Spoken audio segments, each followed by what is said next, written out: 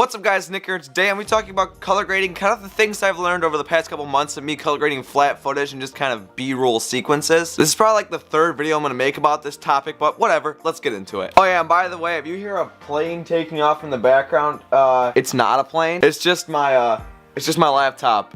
I'm exporting a video. It just sounds like a plane's going off. So to start out, I always color correct my footage in ScreenFlow 6, and I do that because I've been editing all my videos for like the past year and a half in ScreenFlow 6. And basically, since I've gotten into cinematic things and color grading footage, I've just kind of stuck with ScreenFlow. There's very basic color controls. There's nothing too intense. It's all just pretty much saturation, brightness, and contrast. And if I want to kind of do a little bit of color temperature stuff, I go into iMovie because iMovie has that feature. Other than that, ScreenFlow though is the main application. So when I first started shooting in a flat profile, I never wanted to overdo it, because if you overdo it, then the color grade looks very amateur and just doesn't look the best. So what I do is I take a standard JPEG image with the burned in color profile this camera has, and then I would color grade the flat footage, kind of similar to that. I do a little less contrast though, because I feel like the camera overdoes the contrast and really crushes the blacks. So I do a little less contrast and I do a little more saturation, just because like I kind of like that look. And color grading is a lot of personal preference, so if you like this look over a certain one, that's fine. So the white balance is off in these videos. What I like to do is I like to go into iMovie and kind of adjust the color temperature, which I can kind of manipulate how the footage looks with that. Side note, there is a limit on how much you can manipulate H.264 footage. If you're shooting RAW,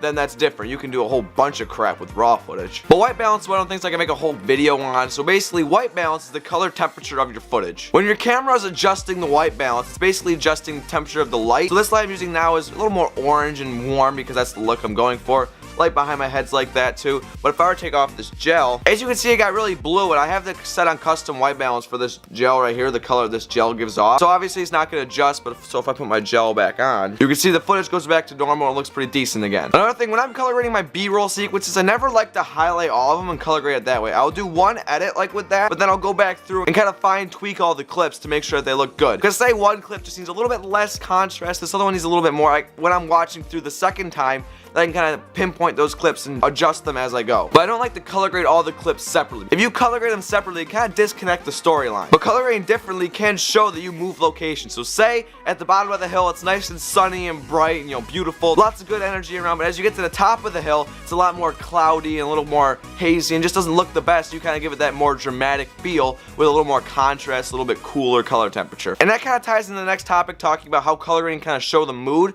So as I said, a really warm, nice, saturated, semi-contrasty image show out the day is nice and good, good energy, everything's nice and happy. But if you're going for more of a serious, dramatic feel in your footage, as I said, a cooler color temperature, lots of contrast, kind of desaturate that a little bit, maybe add in some intense music in there just to show that you mean business with this montage. Alright, now let's talk about a good color grade versus a bad color grade. So a good color grade is just kind of correcting the footage. So like this footage here, if I were to decolor grade this, as you can see, it's really flat because I shoot my footage in a flat profile. If I were to overdo everything, you would instantly know that contrast is overdone, the saturation's a little too much. So I kind of want to make the footage look natural when I shoot in a flat state. So I kind of drag up that contrast just a little bit so I can kind of see some things.